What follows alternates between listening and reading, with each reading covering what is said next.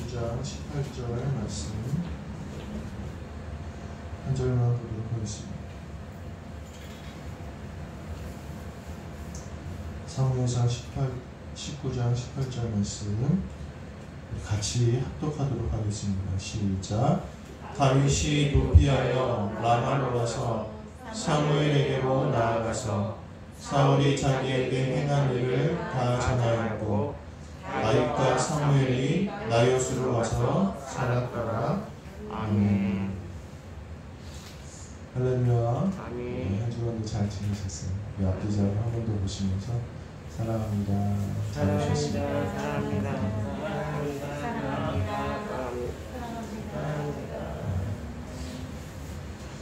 제가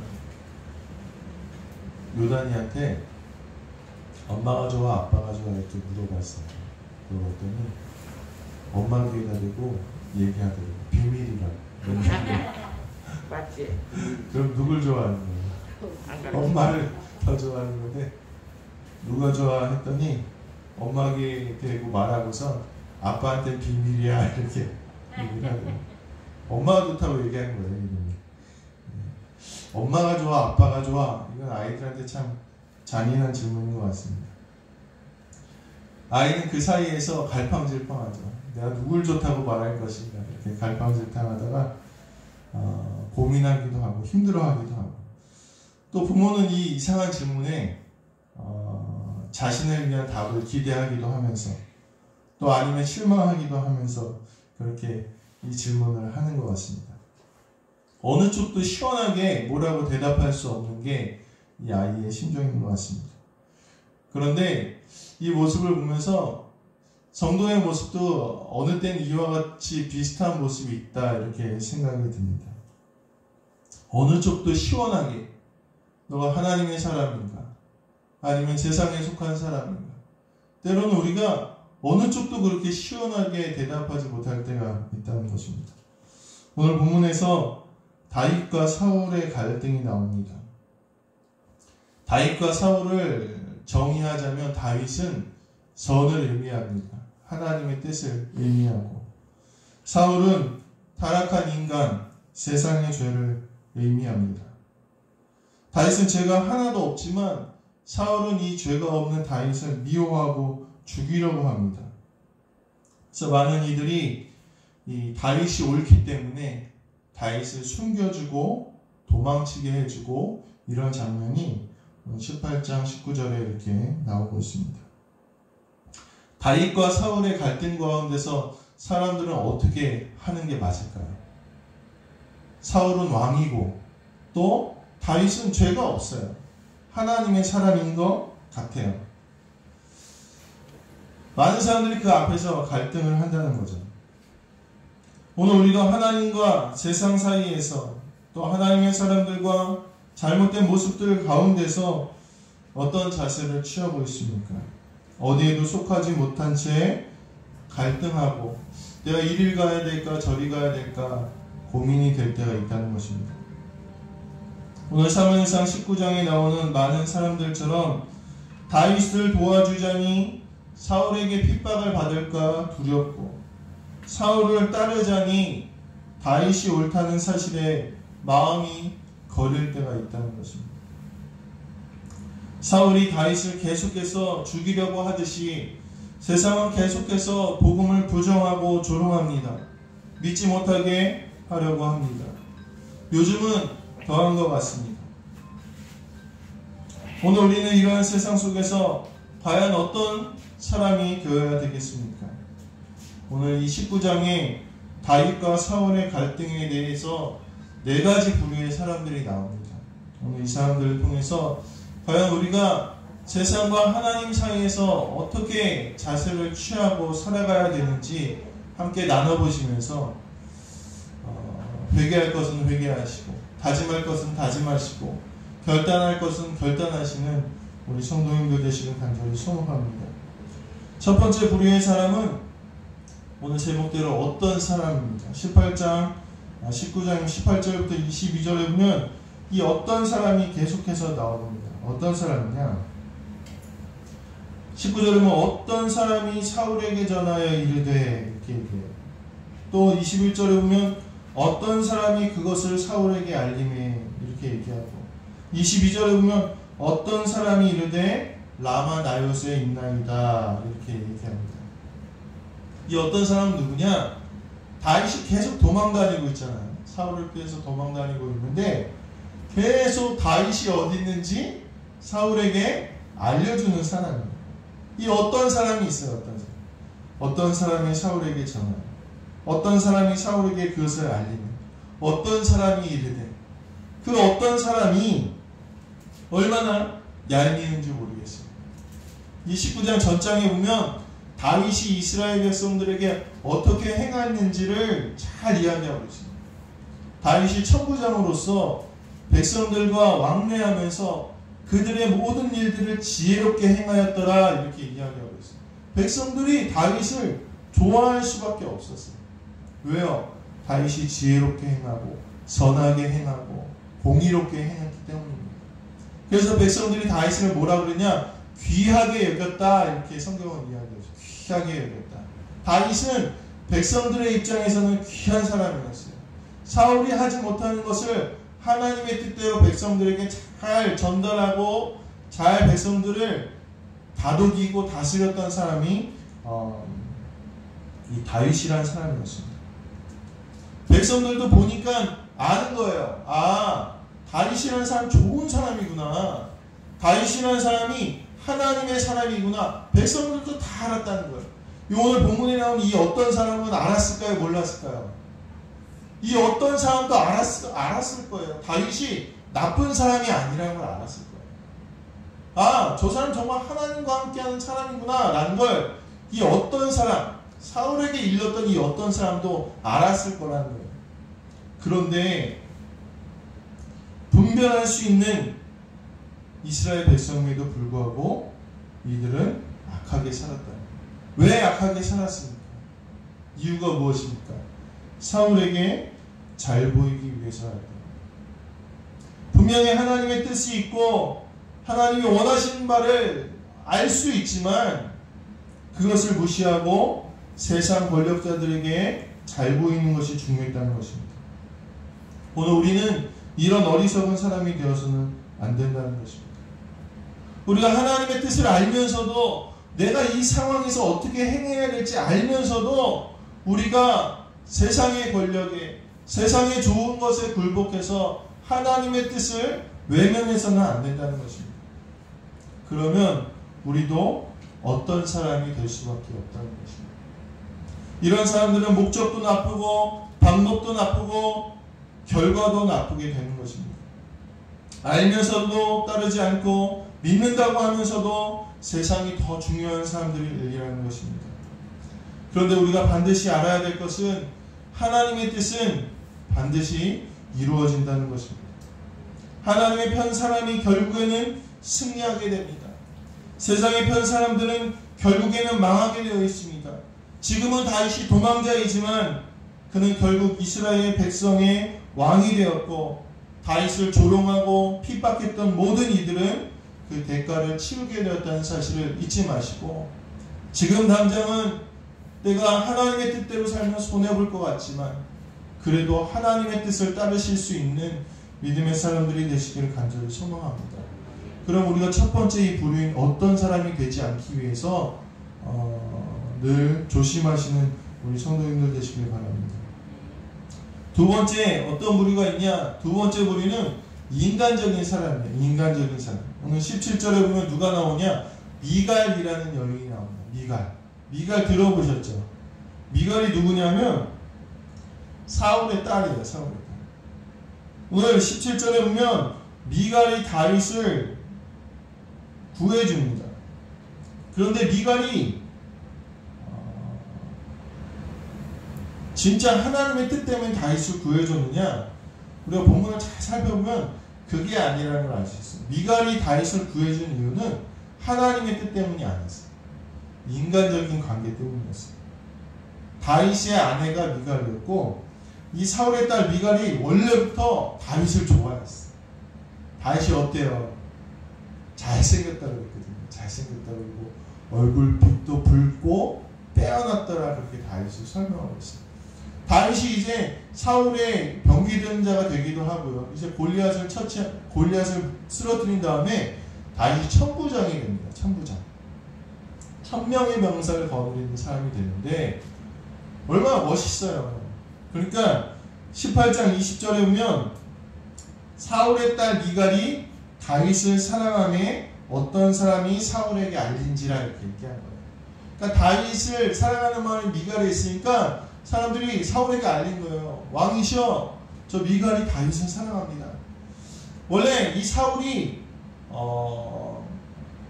다윗을 자기 사위로 삼아서 그것을 빌미로 전쟁터에 나와서 죽이려고 그랬어요. 근데 이제 첫째 딸 메랍을 그렇게 하려고 하다가 사위로 삼으려고 하다가 다른 바리실레의 아들에게 보내버렸어요.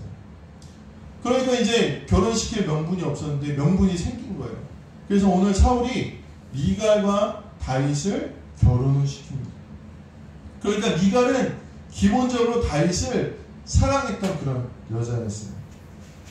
그래서 아버지 사울이 다윗을 죽이려고 자기 전령 친위대를 보냅니다. 야, 다윗이 지금 자고 있을 테니까 너네 새벽녘까지 기다리다가 아침에 나오면 잡아 죽여라, 이렇게 얘기를 해요. 그러니까 이 미갈이 집 앞에 보니까 사울의 전령들이 있는데 다윗을 막 깨웁니다. 빨리 도망가라고. 지금 아침까지 있다가 너가 죽게 생겼다고 그러고 다윗을 도망시킵니다.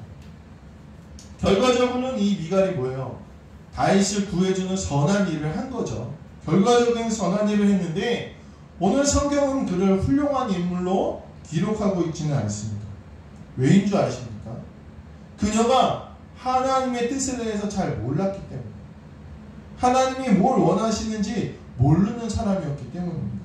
후에 나중에 이제 다윗이 언약궤가 예루살렘 성으로 들어올 때 그 언약궤에서 춤을 춥니다. 너무 기뻐서 하나님의 궤가 다시 들어오니까 막 기뻐서 춤을 추는데 그만 그 하체가 보였어요. 하체, 바지가 벗겨졌다, 이런 뜻이에요. 그러니까 미갈이 그걸 보고 있다가 다윗을 책망합니다. 아니 어떻게 왕이 돼가지고 그렇게 할 수가 있냐고 책망을 했더니 결국은 이 미갈이 하나님께 저주를 받죠. 아이를 갖지 못하는 저주를 받습니다. 하나님을 믿긴 믿는데 인간적인 게 더 큰 거예요.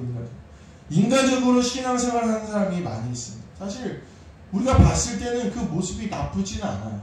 인간적인 면 때문에, 사람 때문에, 사람이 좋아서, 또 내가 필요한 것들 때문에 신앙생활을 하는 사람들이 간혹 가다가 있습니다. 아무도 그 속을 몰라요. 그 사람 믿음이 없는지 있는지 아무도 몰라요. 왜요? 모습은 좋아 보여요. 사람들한테 잘하고 칭찬받고 좋은 일을 하는 것 같아 보여요. 그런데 누가 아시느냐? 하나님이 아신다는 거예요. 비록 결과는 좋을 수 있어요. 결과는 좋을 수 있는데 그 자신에게 있어서는 아무 유익이 없다는 거예요. 왜요? 그 목적이 사람에게 있기 때문이에요. 사람 때문에 신앙생활하고, 사람 때문에 좋은 일하고, 사람 때문에 내가 교회 나오는 거예요. 하나님을 사랑하고 하나님의 뜻을 따르는 것이 아니라 사람을 보고 신앙생활하기 때문에 결국에는 하나님 앞에 이 미갈과 같이 실수할 수밖에 없다는 것입니다. 그러면 오늘 우리도 인간적인 신앙생활을 해서는 안 돼요. 우리가 하나님을 위해서 예수 그리스도의 보혈이 감사해서 오늘 이 자리에 나와 있어야지, 인간적인 약속과 신뢰 때문에 이곳에 나와 있으면 안 된다는 거예요. 미갈과 같을 수밖에 없다는 것입니다. 세 번째 부류의 사람이 나오는데 이것은 요나단이라는 사람이 나옵니다. 이 사람은 굉장히 정의로운 사람이었습니다. 4절에 보면 요나단이 그의 아버지 사울에게 다윗을 칭찬하여 이르되 원하건대 왕은 시나 다윗에게 범죄하지 마옵소서. 그는 왕께 득죄하지 아니하였고 그가 왕께 행한 일은 심히 선함이니이다. 이렇게 얘기해요. 다윗을 옹호하는 거예요. 이 요나단도 다윗을 참 좋아하고요. 다윗도 이 요나단을 참 좋아했어요. 이 요나단이 다윗이 얼마나 좋은지 자기의 갑주, 칼, 뭐 좋은 거 다 줘요. 다 주고 오늘 본문에 보면 이 요나단이 다윗을 위해서 사울 앞에 변호합니다. 그러니까 사울도 이 요나단을 굉장히 신뢰했거든요. 그래서 사울이 요나단의 말을 듣고 다윗을 다시 품어주는 장면이 나오죠. 근데 이 이후에도 또 사울이 또 죽이려고 해서 이 요나단이 또 사울께 간청합니다. 그런데 이번에는 사울이요, 이 요나단을 향해서도 창을 던지는 그런 일을 저지릅니다.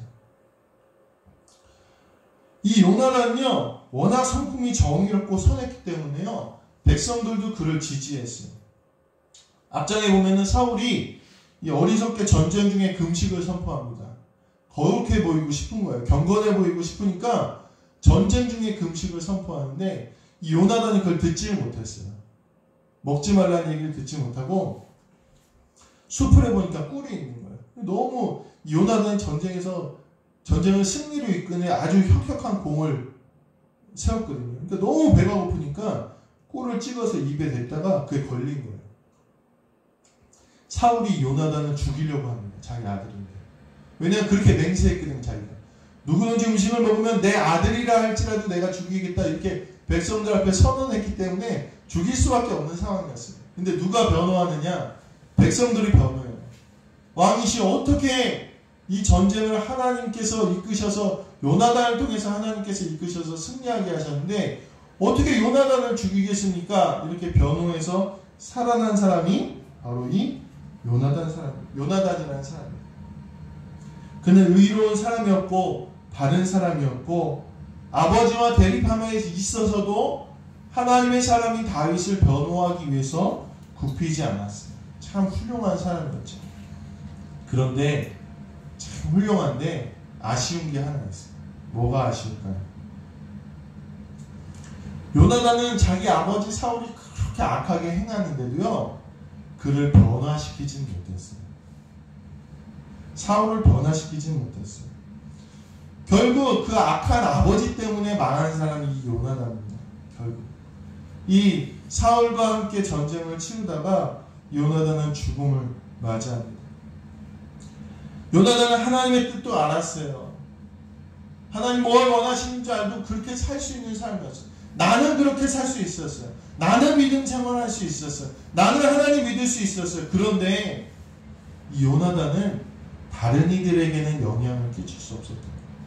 다른 이들은 변화시킬 수 없었다는 거예요. 자기 아버지의 악한 그 마음, 악한 사울을 이 요나단은 변화시킬 수 있는 사람이 아니었다. 그게 참 안타깝고, 결국 자기 아버지 때문에 망한 사람, 아버지의 저주 때문에 결국 죽게 된 사람이 이 요나단이라는 것입니다. 마지막 네 번째 부류가 있는데, 이 부류는 따라서 해보시고요. 굉장히 중요한 거예요. 변화시키는 사람. 변화시키는 사람. 우리는 변화시키는 사람인데요. 24절에 보면 이렇게 얘기합니다. 그가 또 그의 옷을 벗고 사무엘 앞에서 예언을 하며 하루 밤낮을 벗은 몸으로 누웠더라. 그러므로 속담에 이르기를 사울도 선지자 중에 있느냐 하니라. 이 다윗이 라마나요시라는 곳으로 도망을 칩니다. 이 라마가 이제 사무엘이 거주하던 곳이 라마인데, 이 라마나요스는 라마에 있는 거주지, 거처 이런 뜻이에요. 그러니까 라마의, 지금 말하면 라마 기숙사 이런 거예요. 이 라마나요시 어떤 곳이었냐면, 사무엘이 이스라엘의 영적인 지도자들, 영적인 선지자들을 양육하기 위해서 거기서 집회하고 산상 기도원 같은데, 그렇게 생각하시면 될 것 같아요. 그래서 온 전국의 이스라엘 중에 하나님 사모하는 사람들이 그걸 다 모여가지고 사무엘이 맨날 부흥회하고 거기서 성령의 충만함이 있고 막 그런 곳이었어요. 이 다윗이 이 라마나요스로 도망칩니다. 그랬더니 사울이 이제 잡으러 오죠. 사울이 처음엔 자기가 안 와요. 누굴 보내느냐? 자기 전령들, 자기 친위대를 보냅니다. 사울이 이제 라마나요스로 자기 다윗을 잡아오라고 친위대를 보냈는데, 재밌게도요, 이 친위대들이 다윗을 죽이러 가는 길에 얼마나 살기가 등등했겠어요. 그렇죠? 라마나요스에 딱 갔는데 거기 집회하고 있는 거예요. 사무엘 목사님이 이제 집회하고 있는 거예요. 다 막 기도하고 찬양하고 막 난리가 났어요. 그랬더니 오늘 성경에 보니까 이 친위대 전령들이요, 거기서 변화를 받아요. 거기서 은혜 받아서 이 전령들도 다 기도하고 찬양하고 은혜 받고 예언하고 이러고 있는 거예요. 그러니까 아까 처음에 얘기했던 그 어떤 사람이 사울에게 얘기한 거예요. 아니 사울이셔, 당신이 전령을 보냈는데 이 친위대들이 거기 가서 은혜 받고 지금 집회하고 있다고요. 사울이 기가 막히잖아요. 또 보냅니다. 또 자기 친위대를 보내요. 갔더니 또 어떻게 됐다. 사무엘이 막 집회하니까 이 전령들이 죽이러 갔다가 거기서 또 할렐루야 그리고 기도하고 은혜 받고 그 예언하고 있는 거예요. 그렇게 3번을 보내요. 3번. 근데 3번 다 다윗을 죽이러 왔던 이 전령들이 거기 가서 다 은혜 받고 있는 거예요. 주님, 죄인입니다. 그게 엎드려집니다. 그러니까 사울이 안 되겠다 싶어서 누가 갑니까? 자기가 직접 가요. 직접 그렇게 사울이 다윗을 잡으러 갑니다. 그랬더니 누구도 거기서 은혜 받고 예언하게 되었을까요? 사울도 거기 가서 사무엘 집에서 은혜 받고 오늘 성경에 보니까 하루 밤낮을 벗은 몸으로 누웠더라 이렇게 이야기하고 있다는 것입니다. 오늘 사울과 다윗의 이 관계 속에서 가장 좋은 사람은 누구였습니까? 가장 훌륭한 모범 답안을 제시한 사람은 사무엘이었습니다. 사무엘은요 성령에 충만하였어요. 누구든지 사무엘에게 가면 회개하고요. 누구든지 사무엘에게 가면 변화되는 거예요. 오늘 우리가 이 세상을 살아갈 때 갈팡질팡할 때 가장 좋은 모습은 무엇이냐? 나 혼자 의롭고 나 혼자 하나님을 믿고 그냥 살아가는 것까지가 아니라는 거예요. 오늘 우리가 성령 충만하여서 하나님의 영에 붙들림 바 되어서 세상을 변화시키는 사람들이 되어야 된다는 것입니다. 사울의 악독함도 사울의 그 잔인함도 사무엘의 이 선지학교 부흥의 시간에는요 힘을 쓰지 못합니다. 그것은 사무엘이 영적인 지도자였고 성령 충만한 사람이었고 사람을 키워내고 변화시키는 사람이었기 때문입니다. 그래서 오늘 제목이 어떤 사람인데 우리 따라서 해보실까요? 우리는 변화시키는 사람입니다. 우리는 변화시키는 사람입니다. 예수님은 분명히 우리에게 말씀하시는데 뭐라고 말씀하시냐? 너희는 세상의 빛이라. 너희는 세상의 소금이라. 빛이 빛을 밝히지 못하고 소금이 맛을 잃어버리면 아무 소용이 없다는 것입니다. 예수님이 제자를 부르실 때 내가 나를 따라오너라. 내가 너희로 사람을 낳는 어부가 되게 하리라. 이렇게 말씀하십니다. 이게 무슨 뜻입니까? 너희가 이제는 사람을 변화시키는 사람이 된다는 것입니다. 오늘 우리는 성령에 충만하여 사람을 변화시키는 사람이 되어야 됩니다. 하나님의 뜻과 세상 사이에서 어떻게 해야 될지 몰라 갈팡질팡하는 성도들이 많이 있습니다. 그런데 그것은 우리의 사명을 잊었기 때문입니다. 우리의 사명은 내가 인간적으로 나만 신앙생활을 잘하는 것도 아닙니다. 나로 인하여 변화가 일어나야 된다는 것입니다. 제 친구가 외국에 있는데 이 친구가 이제 외국에서 목회를 하려고 면담을 했더니 근데 면담하는 목사님이 물어보더래요. 어떻게 그동안 목회했습니까? 물어보더래요. 그래서 그 친구가 예배를 인도하고 성례를 베풀고 신방을 하고 뭐 이렇게 했던 것들 쭉 나열했다고 합니다. 근데 이 목사님이 면담하는 목사님 그러더래요. 됐더니 그럼 그동안 목회를 안 하셨군요. 이렇게 얘기를 하더래요. 그래서 아니 나 여태까지 이렇게 목회했다 이렇게 얘기를 했더니 그 목사님이 그러더래요. 당신이 지금까지 했던 게 목회는 아닙니다. 목회는 아니고 그냥 성도들이 원하는 것, 성도들이 기쁘게 하는 일을 그렇게 했던 것 같습니다. 목양은 양들이 목자를 따라가게 하는 게 목양이라는 거예요. 목회는 뭐냐?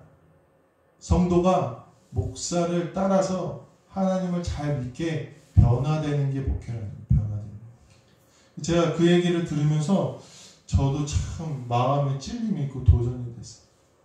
제가 여기서 이제 5년 차인데 5년 있었는데 과연 내가 얼마나 목양을 했는가, 얼마나 우리 성도님들이 나를이 아니죠. 예수님을 따라가도록 하나님을 닮아가도록 변화시키도록 그렇게 내가 애썼는가, 이걸 돌아볼 때 저도 참 부끄러운 모습이 많이 있습니다. 우리가 할 것 한다고 해서 그게 바른 신앙생활은 아닌 것 같습니다. 바른 신앙생활은 내가 먼저 예수 믿고 나로 인하여 변화가 있어야 돼요. 나로 인하여 내 가정이 변화가 있어야 되고, 나로 인하여 내가 속한 공동체의 변화가 있어야 되고, 나로 인하여 자녀가 변화해야 되고, 나로 인하여 이웃이 변화해야 되고, 나로 인하여 회사가 변화되어야 되는 것이 이 세상 속에 살아가는 그리스도인들의 참 모습이라는 거예요. 그것이 우리의 사명이라는 것입니다. 우리는 어떤 사람입니까? 진정으로 예수를 영접하고 예수님을 따라서 빛과 소금의 삶, 제자를 만드는 삶, 변화시키는 삶을 살아가고 있습니까? 오늘 이 말씀을 통해서 우리도 사무엘과 같이 성령 충만하도록 하나님께 구하시는 성도님들 되시길 바랍니다. 그래서 막 이 사울의 전령들이 이 사무엘의 그 부흥에 가서 막 다 변화되듯이요.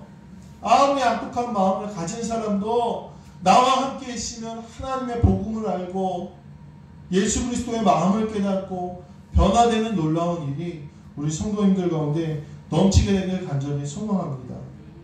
그래서 우리 성도님들을 통해서 세상과 가정과 속한 곳이 정말로 하나님의 복음으로 변화되는 놀라운 은혜가 있기를 주님의 이름으로 간절히 축원합니다. 기도하겠습니다. 주님, 나만 주님 잘 믿는다고 주님이 기뻐하시지 않는 것을 이 시간 깨닫습니다. 나만 잘 믿는데 그치는 것이 아니라 이제는 우리도 나아가서 성령 충만하여서 변화시키는 주님의 제자들이 되길 원합니다. 사람을 낚는 어부들이 되기를 원합니다. 가서 제자를 삼아 가르치며 변화시키는 주의 종들이 되기를 원합니다. 주님, 우리를 붙잡아 주시옵소서. 성령 충만케 하여 주시고 우리를 통하여 가정과 사회와 자녀와 이웃들이 변화되는 놀라운 은혜가 넘치는 우리 남교교회 될 수 있도록 역사하여 주시옵소서. 감사드리며 우리 주 예수 그리스도의 이름으로 간절히 기도하옵나이다. 아멘.